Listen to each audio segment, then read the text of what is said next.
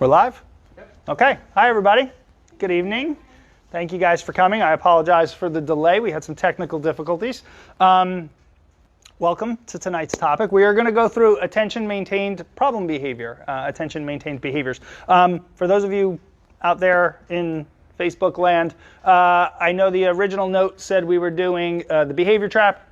I had some difficulties with the PowerPoint for behavior trap, so we didn't want to cancel, so we put this together, and I hope that this will be just as relevant and useful for you. If you really want to go over the behavior trap, you just give me a call, and we can certainly set up time to do that. All right, but we're going to jump into attention-maintained problem behavior. My name is Devincenzo. I am the program director for Kaleidoscope Interventions. I oversee the clinical programs here across all of our facilities. I've been a behavior analyst for about 6-7 years now, and I've been in the field of working with children with autism and adults with developmental disabilities for about 20 years. So hopefully I'll have some good examples for some of this stuff, and I'll make it as entertaining as I possibly can, and we'll have some fun. All right, as much as we can. Right, so pretty much for any of you that have ever been through one of these with me before, you've probably seen this slide because this tends to bring us back to what we're always going to be talking about, right? So when we talk about any type of behavior in terms of behavior analysis, we relate it back to the function. What a behavior looks like isn't terribly important in terms of trying to fix it or change it or alter it. What's more important is the contingencies or the rules that are in effect. What's happening before and what happens after. So when we talk about the functions of behavior, we talk about pretty much the 4 things that occur after every single behavior that every single person does. Good, bad, indifferent, doesn't matter what type of behavior it is. One of these things follows it. And these are the things that continue that behavior, okay, that keep it strong, that keep it going, all right? And those are, I should say what they are, right? So those are attention, escape, access to a tangible item, or automatic. And when we're not talking so much about automatic tonight, but what automatic means is that the behavior itself produces the effect. I don't need someone else to do it, right? So if I have an itch, the behavior of scratching is automatically reinforced. I don't need someone else to make the itch go away. I'm able to do it myself with that actual behavior, all right? So that's our functions of behavior. All right, so what's our function? Tonight we're going to be talking about attention. All right, so when we talk about determining the function, there's a number of different ways that we go about doing it. We typically conduct what's called a functional assessment, and there are a number of different types of functional assessments that we would do. One is called an indirect measure, which is typically an interview. So we may sit together and I may go through and I may say, okay, tell me about what situations this typically occurs in. Tell me about the problem behavior. What's going on usually before it? What's going on after it? What time of the day does it occur? What other people are around? All of those sorts of things. When we do indirect measures, there's advantages to indirect measures. They're usually pretty quick. They're pretty fast. There's disadvantages to indirect measures, and that is they're pretty unreliable. What we think is happening is not necessarily what's really happening. So on one hand, they're good to get us started, and then we do what are called direct assessments, where we may observe a child or a person engaging in a behavior, and we might actually record or write down the rules that are in effect. So the things that are happening before and the things that happen after. Again, with this, there's advantages and there's disadvantages. Advantages are I get to see it in the natural environment, which is important. I get to see it occurring in the actual context that it typically may occur. Other advantages are I get a pretty good picture of what we call the antecedents, or the things that are occurring before the behavior occurs, what sort of triggers that behavior. Disadvantages are lots of times it takes a long time, and it can also be unreliable. And we'll talk a little bit about why at times it can be unreliable. So when we're determining, and then the last thing that we would do is some type of manipulation. So some type of experiment isn't really the right word, but some sort of manipulation of the variables, where in a controlled setting we would, for a lack of a better word, provoke a behavior. And what I do is, under those circumstances, I provoke the behavior, I provoke the behavior, I provoke the behavior by altering the antecedents and the consequences that come before and after. And if I get higher rates of that behavior under certain conditions, under certain provocations, it tells me that problem behavior is likely maintained by those consequences, right? So I might introduce lots of demands in one condition. And if I get lots of problem behavior during that condition, I can identify that that behavior is likely under the control of escape. All right. If we were talking about attention, what I would do is I would deprive of attention, and then when a problem behavior occurred, I might give some sort of a verbal a light verbal reprimand. Don't do that. You're going to hurt yourself. Or don't do that. Please don't do that. Please stop. Some sort of form of attention. And then that would tell me that that behavior is likely under control of attention. Advantages for that type of manipulation is it tends to be more highly accurate. Because I get to see it occurring under the very specific pinpointed controls. And because it's experimental, I compare it to other conditions and I pair it to controls, and that definitely helps identify the most accurate function that we're at.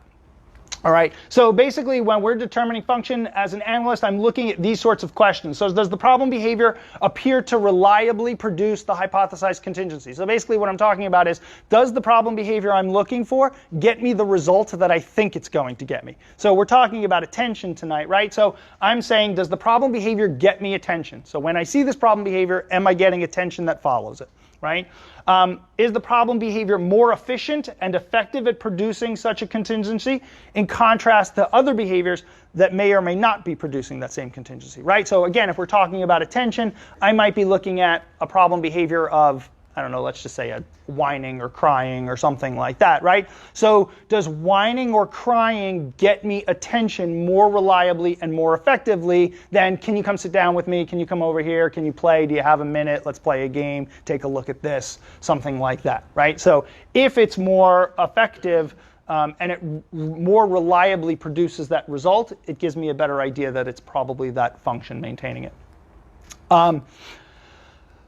In the case of an access function, does the behavior usually occur in the absence of the desired object or event? So in an access, we're talking about access to an item or access to attention. So that means, do I get that behavior when that item is not there? So if you're not attending, am I getting more problem behavior than when I do attend, right? So is there a contrast between the two if we're looking at it in terms of the function of attention? And then lastly, I take a look at, if it's escape, I look at it usually in the presence of the aversive event. So is the demand there, is what I'm trying to get out of there. For our purposes tonight, that question's not as important. All right, so when I'm determining that function, the big pictures, right, are what happens after that behavior that's maintaining it. Is the behavior working? We only engage in behaviors that work. We don't engage in behaviors that are not effective and don't work. So there's a reason why that behavior is occurring. It's effectively doing something. What we have to figure out is, what is it effectively doing? And then we have to replace that behavior with something else. Okay? And then the other thing that I'm taking a look at when I'm determining the function is, do I want that consequence now? Do I want attention now? Do I want access to whatever it is that I'm looking for now? And that's when we took a look at, does it occur more often when I'm not attending to it as opposed to when I am attending to it, just to make sure that those are the things. So in terms of when we're determining functions, that's what we're talking about. Oops. I can't go. Yes, I can go back. John, I'm going the wrong way. Can you go back a couple of slides for me?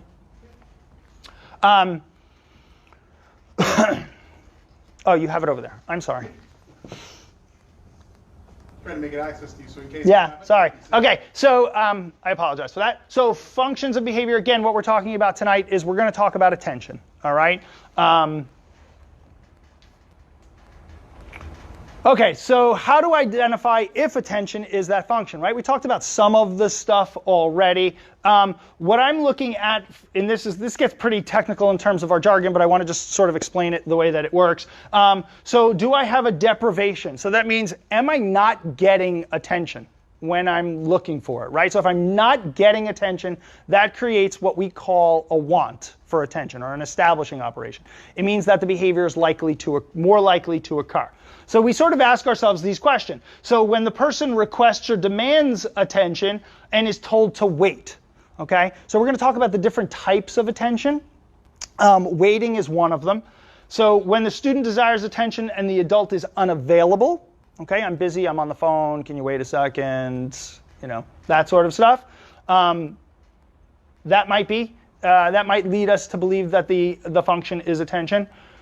When an adult withdraws attention and then provides attention elsewhere, right? So like we've talked about it, you guys have probably heard. I mean, I've got 3 kids, so it's impossible to give attention to everybody all of the time, right? So at some point, I'm with you, and I have to withdraw that attention. When I withdraw that attention, does that sort of provoke that behavior, right?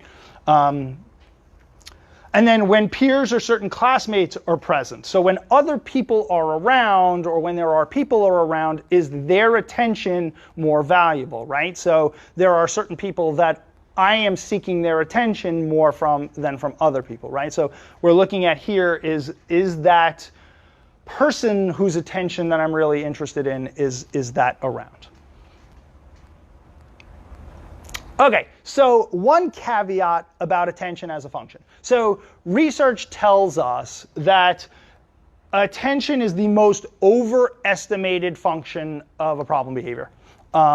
And what I mean by that is when we do, particularly those descriptive analysis where I told you where we write down what happened before and what happened after, lots of times it's overestimated, because what do we do when there's a problem behavior? What do? You go over to fix it, right? So regardless of almost anything, the natural inclination is, well, I'm going to go over to stop it, or I'm going to go over to fix it. So we write that down in the chart, right? And it says, went over and provided attention, went over and provided attention, went over and provided attention. So then when you do the analysis, it overestimates attention as a function. All right, that's the reason why. So the issue here is that what we want to look at is, does it meet those criteria and those other questions, right? Is attention just happen to be a consequence, or is attention the actual maintaining consequence? Are there those other antecedent things that are occurring beforehand? Is there a withdrawal of attention? Did I tell you to wait? Have you tried other stuff to get attention? It's not effective. Are there those other sort of antecedent conditions in effect before we just assume that because I provided attention, that that's what's actually maintaining that problem behavior, okay? We'll talk about some examples there.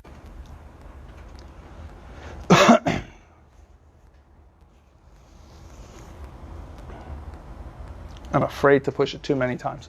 Okay, so types of attention.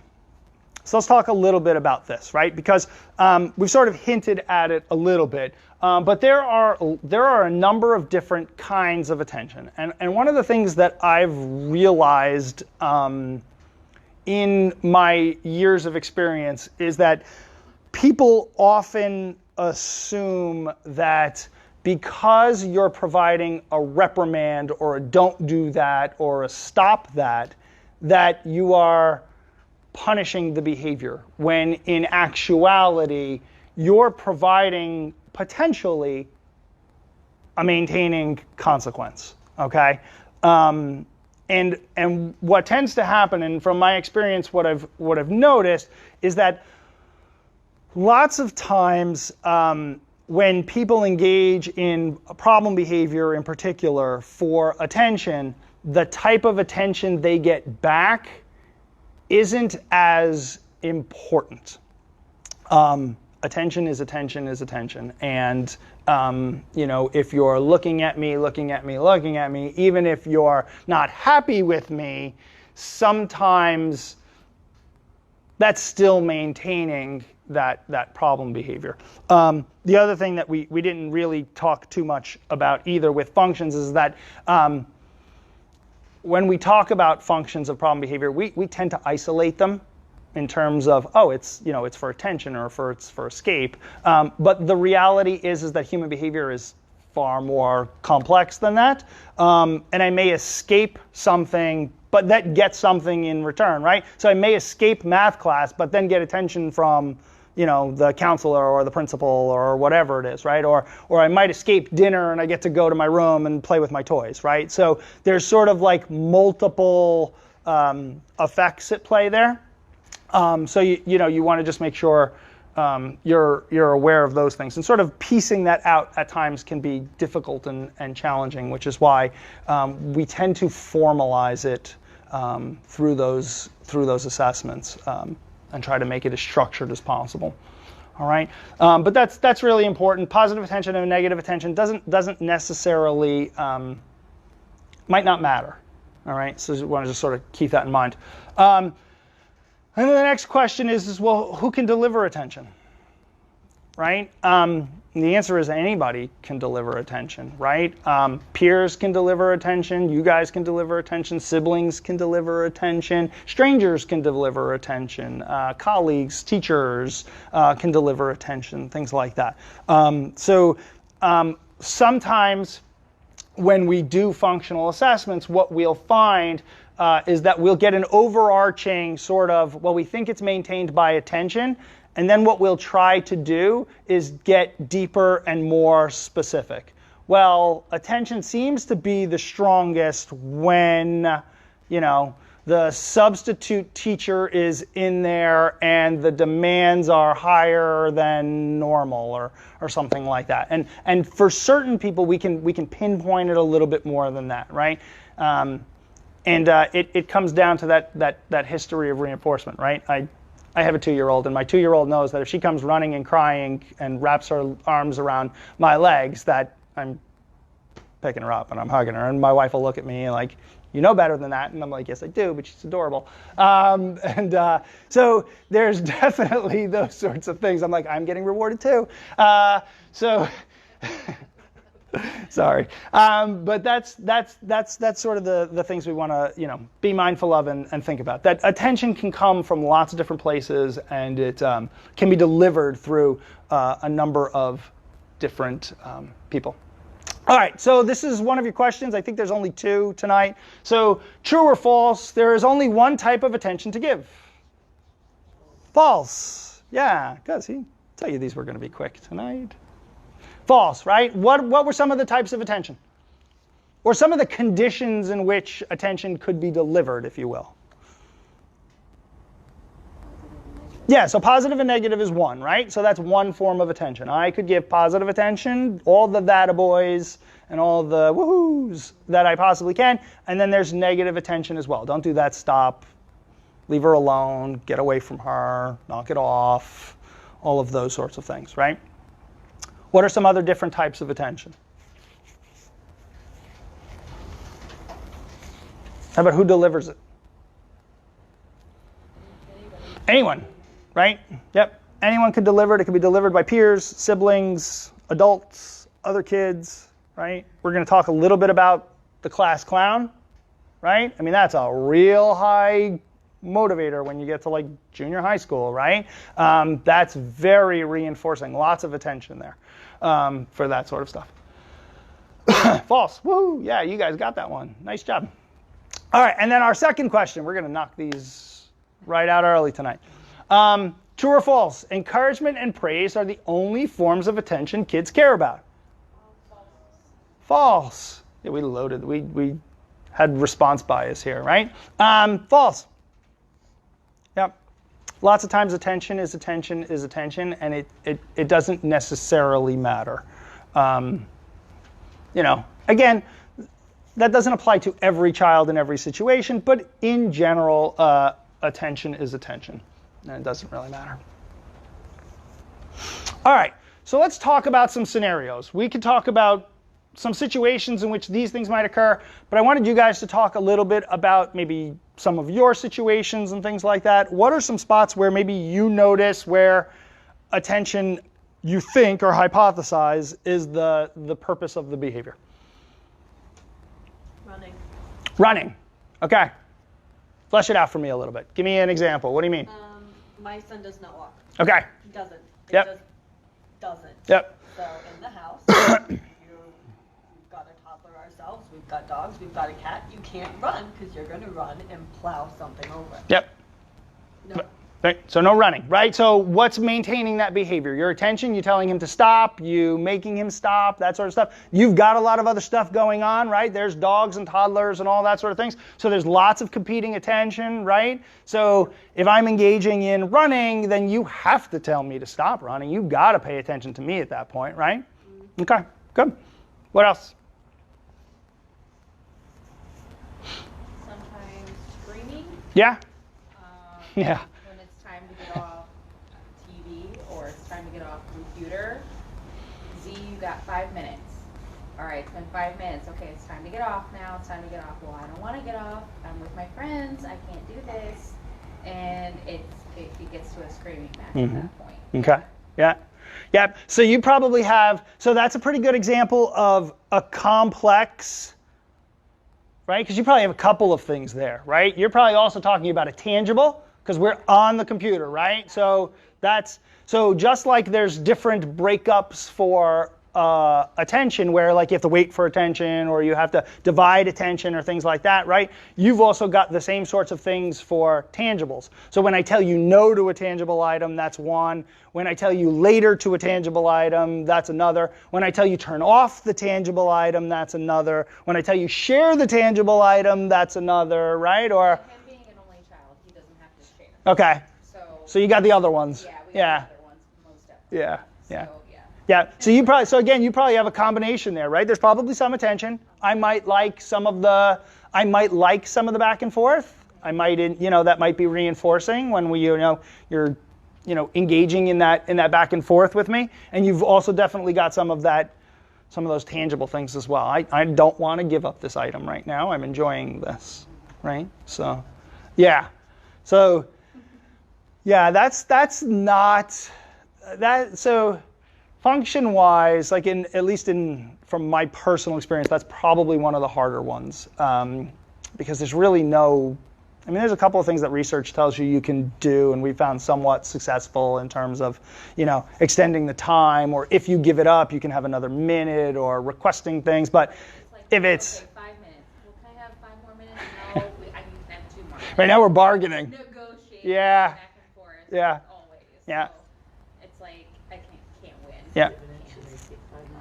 Yeah, oh yeah, give an inch and you take my mouse, right? Yeah, and the hard part is for some kids, in some aspects, and this is going to sound, I don't mean to minimize it, but in some instances, you're really lucky because we have to teach some kids to negotiate those sorts of things, right? For some, we don't even get to that point. We get, tables go flying and computers get tossed and things like that, right? So we have to teach some kids to be like, can I have 2 more minutes? Can I have 5 more minutes?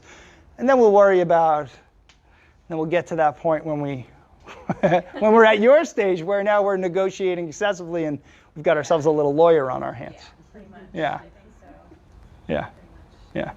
Any other examples? Oh, I'm sorry, was there a question? Yeah, I have a question from the live broadcast. Elizabeth wants to know what to do when the child is too heavy and you can't physically lift them or force them to move. Yeah, so we're going to talk.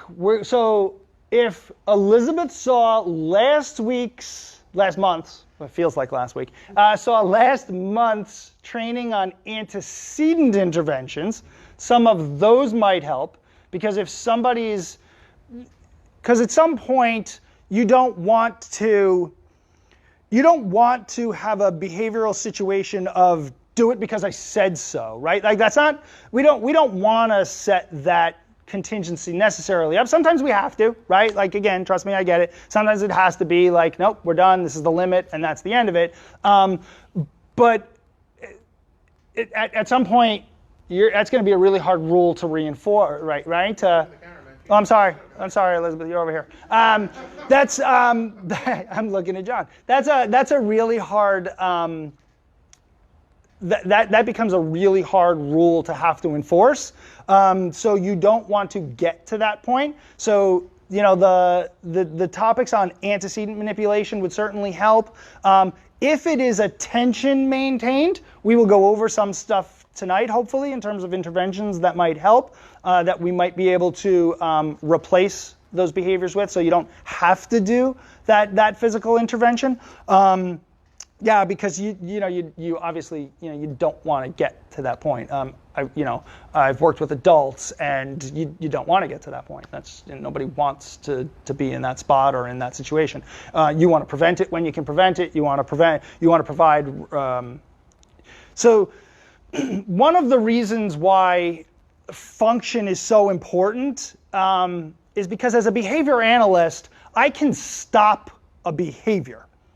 Right? And I mean, and like I said, I've been in the field for 20 years. So when I first started, we used to get behaviors to stop. Like that was what we did. We got the behavior to stop.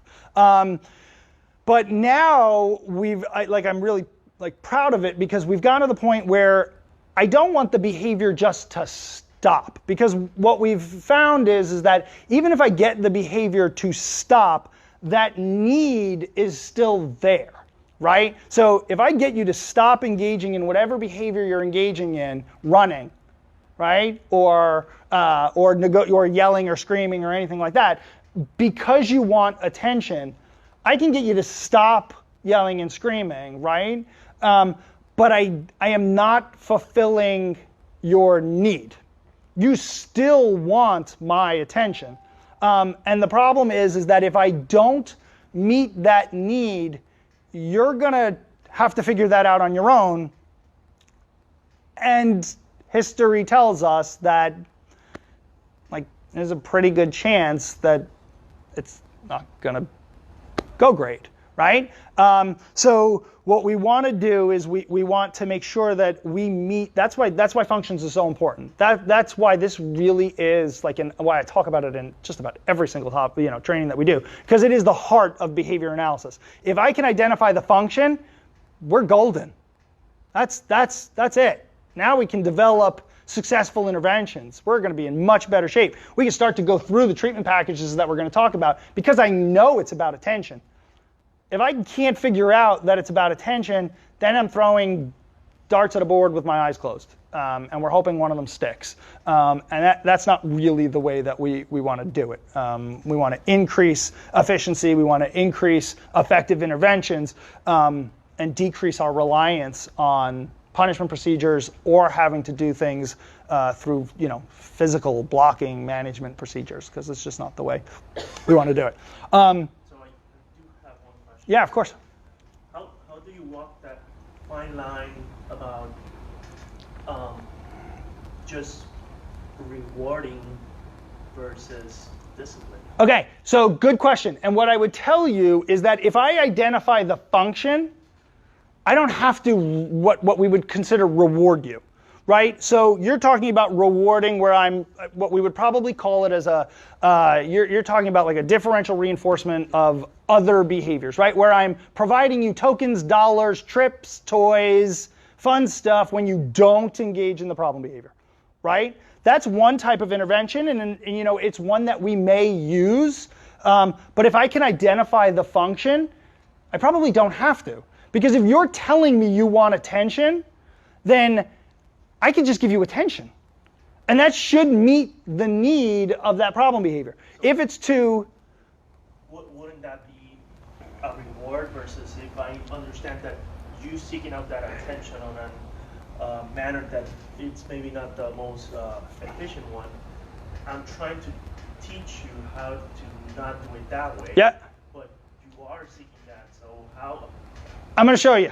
We're going to get to it. We'll talk about it in a second. But when we talk about, so in behavior analysis, when we talk about rewards and reinforcement, they're two sort of separate things. Lots of times they get mingled together. When we talk about reward, it's usually extrinsic and not functionally related. Okay? So you're giving me candy at the end of the week because I didn't have any problem behavior in school.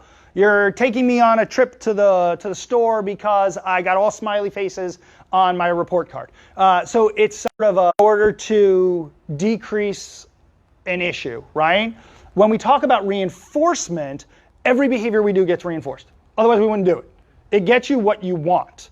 And what I'm hoping is that if I can identify its attention, I can teach you ways to get attention the way that you or I would get attention, right? Or the way that anyone else would get attention, and that's going to be more effective, more socially appropriate, and I don't have to then do the dollar at the end of the week to go to the store. So, and depending upon the severity of the behavior and depending upon the intensity, the frequency, all of that sort of stuff, we would do what we call a treatment package, which means I probably identify the function, I probably do some of the interventions we're going to talk about, I probably do some antecedent manipulations like we talked about last month, I may do some sort of reward system, and then what I start to do is I start to fade those out as it starts to get more effective. So we usually do what we call a treatment package. I tend to, like, let's just try whatever we can.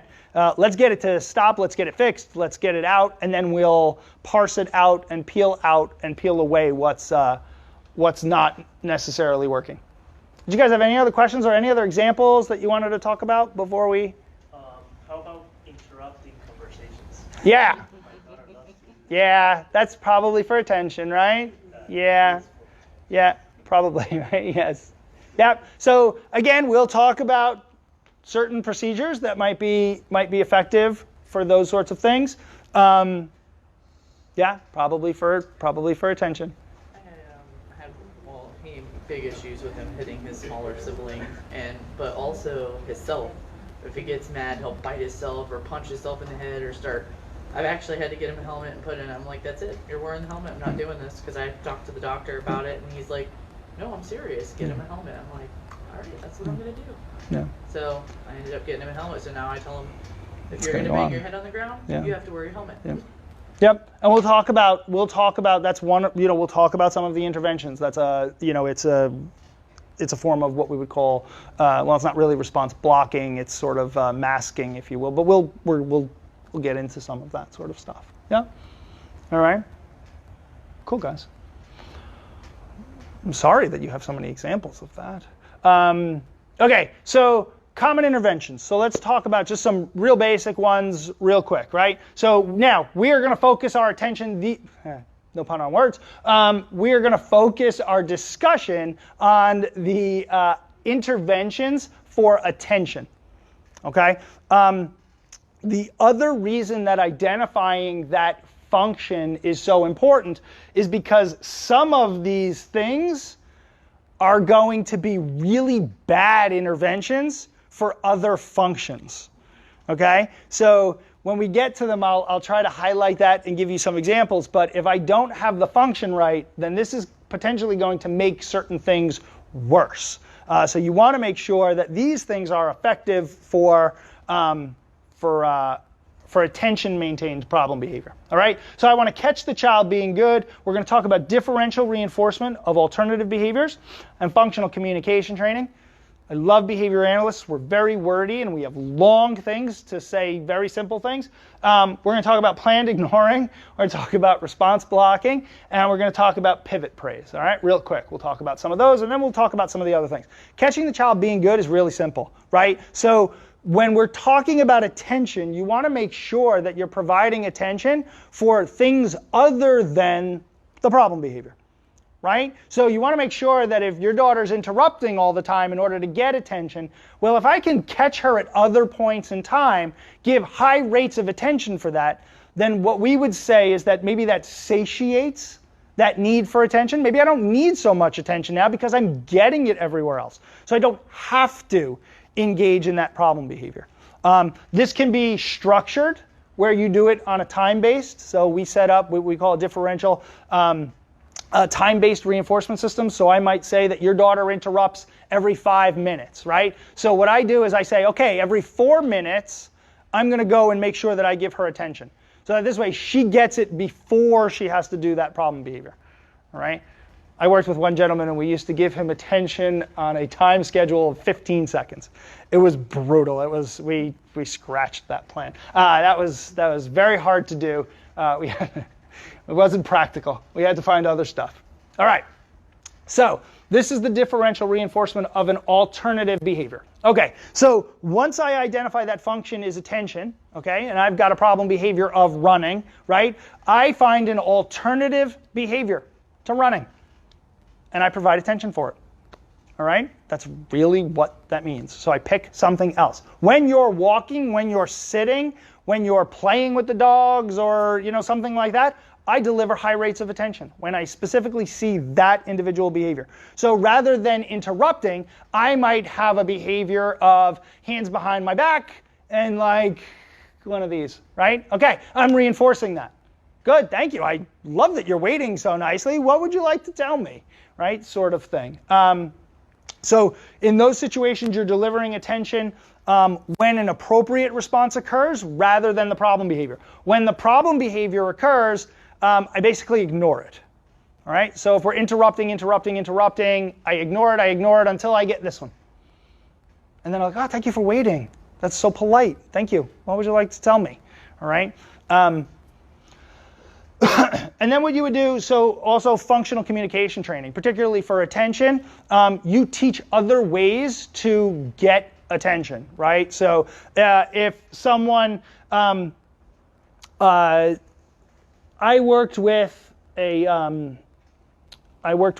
young woman. She was in her 30s, and she used to get very physically close and touch and hug and kiss strangers at her work site, right? Which was a problem, right? I mean, that was a behavior we had to manage and deal with. So we taught functional communication, right? We taught her to say hello. We taught her to ask how people's weekends were. We taught her to ask how their day was going so that she was able to get other forms of attention from colleagues in a more appropriate manner. Interestingly, in that scenario, what we did is we did a whole treatment package. So that was one where we did have a reinforcement system, a DRO procedure, where she did earn outside extrinsic things if she did not have any issues at work. We had a DRA and a DRO for that procedure. So she could only go talk to colleagues after a certain period of time had passed of not engaging in problem behavior. So we set up like a pretty complex sort of plan, but she knew, and she had she wore like a little beeper, and it would just buzz, and she knew when it buzzed that means she could go talk to, I could take my break now and I could go talk to my colleagues and ask them questions and do all that sort of stuff.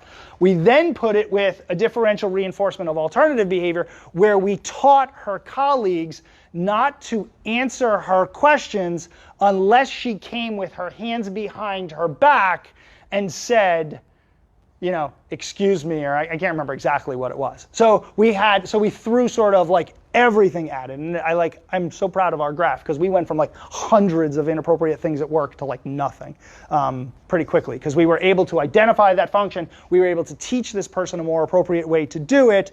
And we were able to have some sort of structure and programming in place. All right, that was effective for her. So eventually we faded out those rewards because I didn't need them anymore because the attention from the colleagues was enough. We didn't have to go out to lunch. We were able to just do that for, I was going to say something inappropriate, but for fun. Okay. What did you say? Adult words, yeah. Okay. No, that was not what it was. All right, so appropriate alternative behaviors, right? We've already talked a lot about this, but like if you're talking about younger children, asking for attention, look at me, play with me, sit with me, teaching people to tap on the shoulder, okay? Exchanging pictures or gifts or look at this or see what I've got or sharing things is a big one. If you've got someone that's non-vocal, you could still certainly use communication devices and things like that. Absolutely. We've taught people to raise hands. We've taught people to say, excuse me. We've taught people to do handshakes, high fives, all of that sort of stuff. Ways to get physical attention that are more appropriate and more socially acceptable. All right. Especially as people age. Okay. Planned ignoring. So it's pretty much exactly what it says. So if you're engaging in a problem behavior, I ignore it. I don't ignore the person. I ignore the behavior. So if it's interrupting, I ignore the interrupting. Caveat, it's going to be torture for you. All right? It's going to be rough. It's not easy to do. Okay? But just so you know, if you're going to use any type of extinction or planned ignoring as a procedure, you got to stick with it. You can still provide attention for appropriate behaviors, and you should, but you have to ignore the inappropriate behaviors. Okay? Be forewarned, you're going to get what's called an extinction burst. Okay? An extinction burst basically means that things are going to get worse. There's going to be an increase in the behavior before it gets better. So it might start with, excuse me, excuse me, excuse me, excuse me, excuse me, and then it becomes tugging, right? Or then it becomes, look at me, look at me, look at me, yeah, right, poking, right, yeah, all that sort of stuff. Okay? It's a side effect. It's coming. What we would tell you as behavior analysts is it means you've identified the correct function.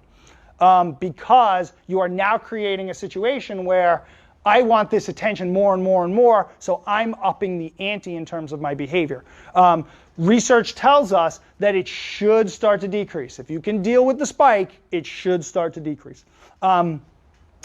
For planned ignoring, you just have to be careful, because what we find is that, I do a lot of work, particularly at PBA and in the classrooms, right? And when we have problem behavior that's maintained by attention, I can ignore problem behavior, but there's 20 other kids in the classroom, and getting them to ignore problem behavior is a lot harder, right? So planned ignoring can be effective in isolated situations and things like that. When it's maintained by people that you don't have control over, it becomes a lot harder of an intervention to do. There is other stuff that you can do. You can give higher rates, so a different magnitude of attention for the prosocial behavior, and try to minimize the attention for the problem behavior, but it's definitely a little harder. One thing I found with the ignoring, because I did try that, was that I then heard, "I knew you hated me." Oh, yeah, that's tough, yeah. That was terrible. That broke my heart. Yep. And again, one of the things is you have to be careful with ignoring, right? Because ignoring could lead to an extinction burst into behaviors that you can't ignore, right? You can't ignore smacking yourself in the head that many times, right? You can't ignore that. That's, you're going to get hurt. That becomes dangerous. And now it's like, oh, sugar, now I have to reinforce this more escalated behavior. So now I've developed this response cycle of, well, I'll know she'll ignore the earlier stuff, but when I really up the ante, I'll get what I want. And that's, that makes it hard. So planned ignoring is good for certain situations, but it's not a one-stop shop, and it's not a perfect fix. And again, you have to know the function, because if you're ignoring and it's not for attention, that ain't gonna work. If it's for sensory, right? So some people engage in, I'm just going to use self-injurious behavior as an example, but some people use engage in self-injurious behavior because it is automatically reinforcing. It increases chemical activity in the brain. You get punch drunk, and there are some people that will engage in self-injurious behavior to increase those sort of arousals. There are also people that have certain self-injurious behavior to feel certain things. So in certain psychiatric conditions, you may have situations where people engage in self-injurious behavior to feel pain and to not feel numb and things like that. If you ignore that, well, that might not necessarily be for attention, right? So that's not going to work. So that's knowing that function is so important. Response blocking. This is sort of what I think Elizabeth was talking about before in terms of physical size, right? So you might this is technically a punishment procedure, but what you would do is you would just block it. So I would just put my hands, or I'd hold it down, or something like that. If it's for attention, the problem here is that this is giving attention, all right? But certain situations, it needs to be done, and it needs to be blocked, and things like that. Again, for certain unsafe behaviors, right? But again, we want to try to get to a point where we don't have to do that stuff. Pivot praise. So again, one of the things that we use a lot in a classroom setting is if somebody's engaging in a problem behavior for attention, I ignore that behavior and I give everybody else as much attention as I possibly can.